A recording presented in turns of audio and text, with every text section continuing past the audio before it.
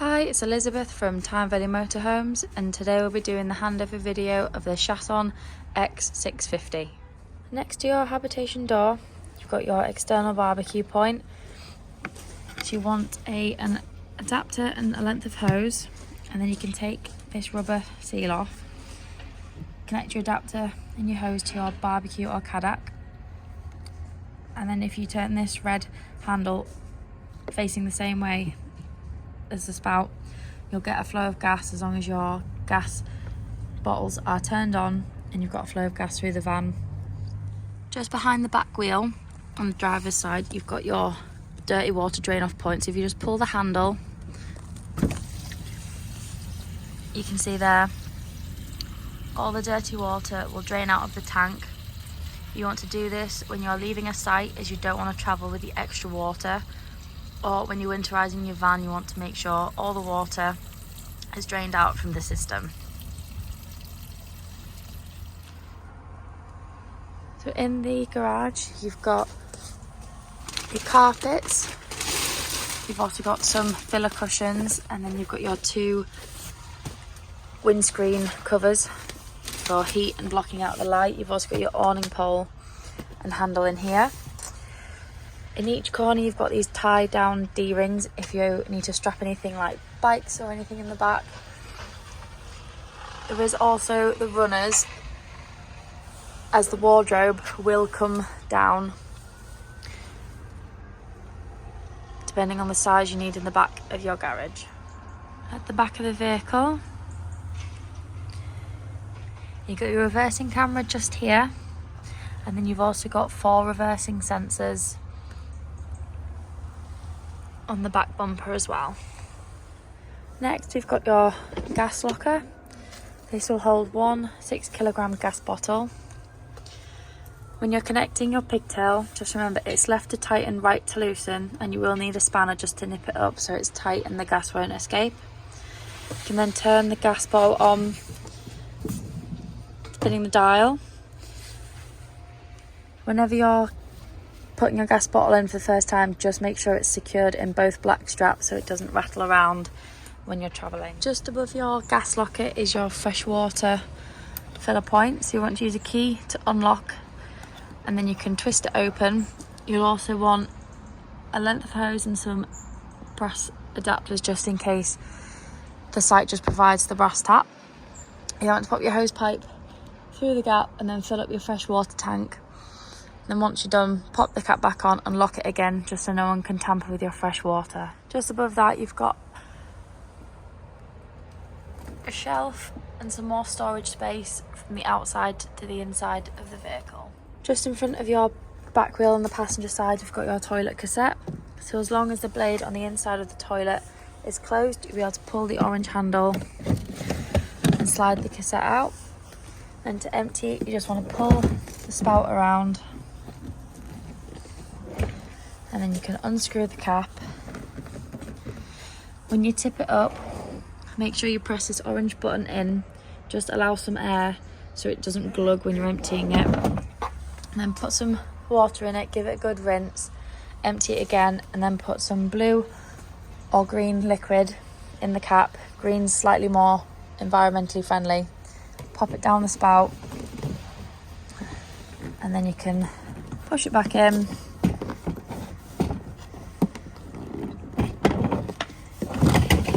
Ready for use again. Next we've got your external shower point, and then your hookup point. To remove the hookup cable, you just want to push this blue lever down and then pull gently on the cable, and then to pop it back on, just lift the collar, align it on the inside and push it on gently. Just remember to hook your van up first and then hook the cable up to the mains, and then vice versa, remove from the mains and then your van, as you don't want to be walking around with a live cable. In the next locker we've got your trip switch and your fuses. Always carry some spare fuses around with you, so if any of them blow you're not left without, say, your fridge or your lights working, and you can easily replace them. And then next we've got your trip switch. So if you're ever hooked up and you're not receiving power in the van, just press this little button. If these trip, it means there's something within the van that's not working, so you could have blown a fuse. However, if it doesn't trip the van, it means there's something wrong with the mains cable or the mains electric coming into the van. Next, we've got your Truma gas water boiler vent. So when you're travelling, you want to have the cover on just to stop any dirt and grime from the road getting into your vent. However, when you're using it, make sure you take the cover off. Nothing will happen if the cover stays on. It just means the water won't boil on gas, as the gas can't escape. So it'll come up with a fault on the control panel and you'll have to turn it off, remove the cover, give it a couple of minutes just to let the air and gas escape, and then it'll work again. But just remember to put the cover on before you travel and take it off when you get to the site. And if you leave it in the passenger door, whoever's getting into the van can remember to pop it back on or take it off. On the outside of your passenger door, you've got your diesel and AdBlue. So just use your ignition key to open the diesel cap. And then when you come to fill up your AdBlue, if you go to a petrol station where they take Arctic lorries and get it off the pump, it's cheaper than if you're to buy it in the drums. On the inside of your passenger door, you've got your ideal tyre pressures. You've got your vehicle battery under the floor. And then just on the inside of your door, you've got your bonnet release. Under the bonnet, the main things you want to focus on is your screen washer fluid. You've got your engine coolant, your brake fluid. There's your oil, your dipstick. You've got your negative and then your positive just down here under the cap if you need to give or receive a jump start. And then there's also your weight plate on the front as well. To use your diesel heating system, first thing you want to do is press the 3 lines where it says heating. You can then turn the fan speed from eco to normal to boost. So if you click normal, you'll then go to temperature. So you can either go from all the way down from 5 degrees all the way up to 35. We'll just set it at 24. So once you've got the temperature you want, click the button again. And as you can see, the on button's turned green. This means that the heating is working. However, if you want to turn it off, you just press the button and it will go off. If you scroll across to ventilation and click ventilation, you can have it on level 1 all the way up to 4. If you click that, and then you can have max duration, you can set different hours depending on how long you want it on for. It then turns blue. Doesn't mean it's heating the van, it just means it's circulating the air through the vehicle. To use your control panel, you want to make sure you've got your on button turned on. This acts as a main control switch. Nothing else will work inside the vehicle if you don't have this turned on. The next one along is your internal light, so you can then click that and then you can turn lights on and off throughout the vehicle from their rocker switches. The next one along is your water pump, and then you've got your awning light on the end. On the lower half you can check your leisure battery, you can check your vehicle battery, and then your fresh. And if you want, on a night time, you can dim the control panel down so it's not as bright when you're sleeping in the bed. You can turn it up and down just by holding the button on. In the cupboard above your cooker, you've got your electric boiler and you've also got your boiler on gas. So the one on the left, you can have your hot water heated on electric about 40 degrees, or if you click the button down, it will heat it on about 60 degrees on electric. And then on the right, you've got your water heater on gas at 50 degrees, or if you put it down, it'll heat it to 70 degrees on gas. Here you can see your 2 gas burner hobs are working on gas. Just remember, after use, once you've turned them off, make sure the metal is fully cooled before you put the glass lid down, as it will shatter. Here your cooker is working on gas, and your grill. As you can see here, we've got the hot water on. You might just be able to see the steam, but it is hot and up to temperature. Just next to your fridge, you've got your sliding door, so you can pull it. And then you've got your wardrobe area, and then you can also access your garage. This part of your garage does also lower when you press this button down. To use your Thetford fridge, turn it on, you just hold the on button down, and then from here, if you want to change temperature, just hold it down until it starts flashing, and then you can select either 5 bars, which would be the coldest, or down to 1. 3 is about average when you've got your food in your fridge, so it doesn't frost or cause ice in the fridge. And then you also have a night mode option with the moon. This just reduces the decibels, so it's slightly quieter on a night time. So in the bathroom, you've got your duckboard just to even out the weight when you're having a shower.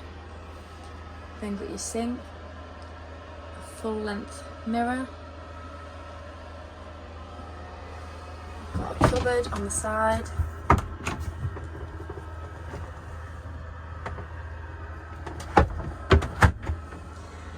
and then to flush your toilet, as long as you've got fresh water in the tank and your water pump on, you just want to press this blue button down here,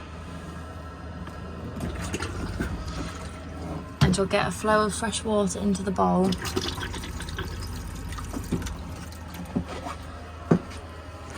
You then push the grey lever across and it'll open the blade, and just remember to shut it when you're finished.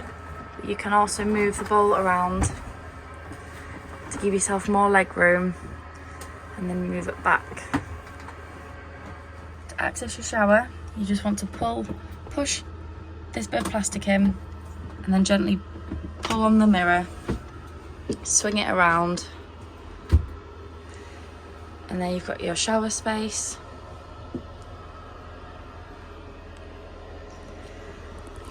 And then if you want to, you can pull this metal bar down, and then you've got somewhere to dry your towels or any wet clothing. And then you've also got your skylight, which if you unlock it up here, you can then twist the handle, and then you can let the steam and condensation out when you're having a shower. Before being able to bring your drop down bed down with the button, you want to use the key up in this corner.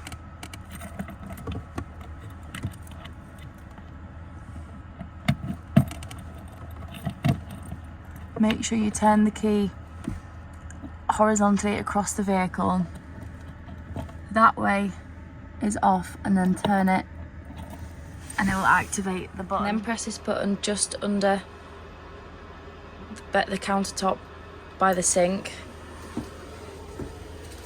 The bed will come down. Depending on what height you want, you can either use the ladders to get in that are just under the mattress, and they just hook in on here, or you can bring the mattress most of the way down if you drop the table down and then the backrest down. However, you can also use it as a double bed.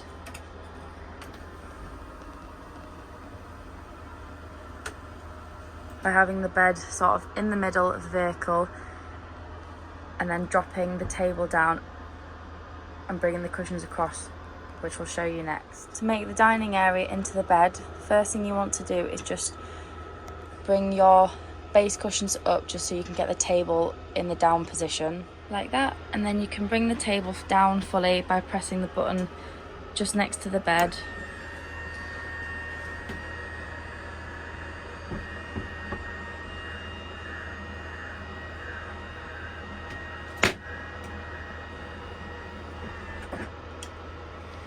Once it's all the way down, you can then bring the base out and then fold the table over.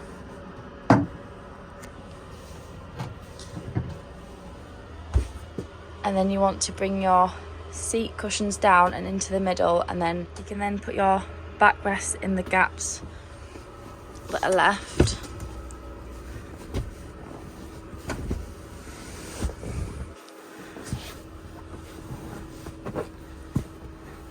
And again, do it on the other side. And there you've got your front bed all made up. To make your front diner area up into a travelling seat, the first thing you want to do is just remove all 4 cushions and just pop them to one side. The next thing you want to do is twist this handle, twist it back, and at the same time pull the back of the chair up. Once the chair is in the upright position, you then want to just gently push this bit of wood so you've got room to put your feet. You then want to find a cushion with a slight curve on the bottom, as this just fits into the isofix points here. So it fits like that, nice and snug, and then you can put the next cushion in onto the back, and there you've got your travelling seat all ready. Just next to your habitation door, in this cupboard here, you've got your leisure battery.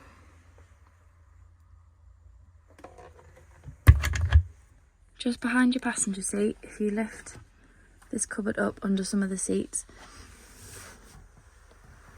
you've got your water boiler, and then just down here you've got your boiler drain off valve.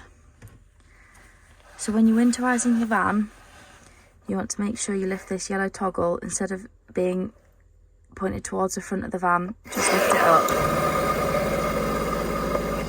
This drains all the water out of the boiler. At the same time, you can open your kitchen and bathroom taps to allow all the water to drain out of the pipes as well. You want to do this every winter before it starts getting cold, as you don't want the water to freeze and damage anything on the inside of the van. So on the front of your steering wheel, if you're connected to a phone, you can answer or decline calls. With your arrows, you can flick through different settings on your dashboard.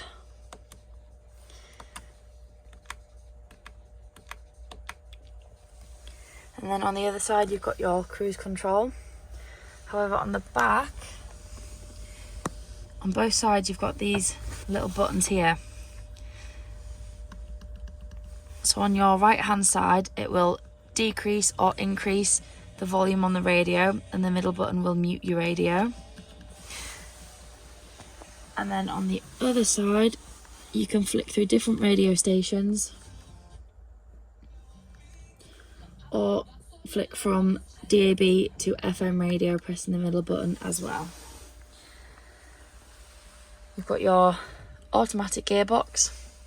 To use your radio, you've got a couple of different buttons on the side here. It's just touchscreen, so you can get to your home page. You've also got your volume controls here as well. And then when you're on your home page, you've got all the different options down the front here, so you can click on your DAB radio, and then the 3 lines.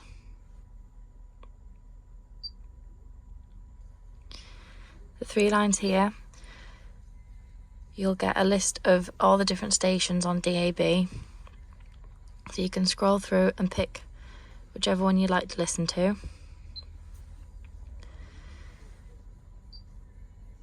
And then you've also got Apple CarPlay or Android Auto, so you can connect to your phone through Bluetooth.